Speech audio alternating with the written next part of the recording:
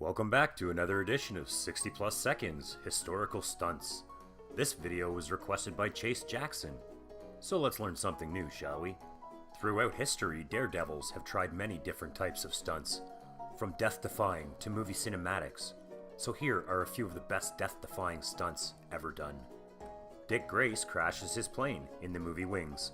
Wings was the very first film in history to win the Academy Award for Best Picture. It was about two World War I fighter pilots who fall in love with the same woman. The film was noted for its incredible production values, including several scenes of aerial combat involving dozens of real planes and pilots. During scenes where Dick had to crash, he used planes that had sawed wings and breakaway sections so the crash wouldn't kill him. In addition, he wore a spring-loaded shock-absorbing belt. His techniques weren't perfect, however, he did break his neck during the production of this film. But he survived and went on to serve in World War II and star in several other movie films. One of the most respected and influential stuntmen who ever lived was the legendary silent comedian Buster Keaton. His exploits are much too lengthy to mention in their entirety here, so we will have to focus on just one of his all-time most famous stunts. In Steamboat Bill Jr., which was widely considered to be one of his masterpieces, Keaton would perform one of the most suicidally dangerous stunts in film history. During a sequence when a cyclone hits a small town, Keaton stands in the middle of a street where an entire building facade collapses on top of him. Miraculously, he is saved because of an open attic window that fits around his body. This stunt was not performed with any camera trickery or extra special effects. Keaton had a real building fall on top of him. It had been claimed that if he had stood inches off his mark, he would have been killed. Daredevil Charles Blondin walks tightrope across Niagara Falls. In the first of what would be many trips across Niagara Falls, French daredevil Charles Blondin walked over 1,100 feet across a 2 or 3 inch tightrope suspended between 160 and 200 feet in the air. In front of a large crowd estimated at between 5 and 10,000 people, the 31-year-old Blondin began his walk from the Canadian side of the falls while carrying a large pole. He stopped halfway across the wire.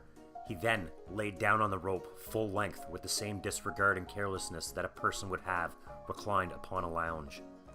Charles successfully walked across the Niagara.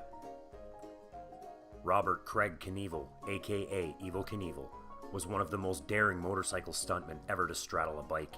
In addition to his numerous jumps in the 60s and 70s, he also had the dubious honor of holding the world record for the most broken bones in a single lifetime at 433.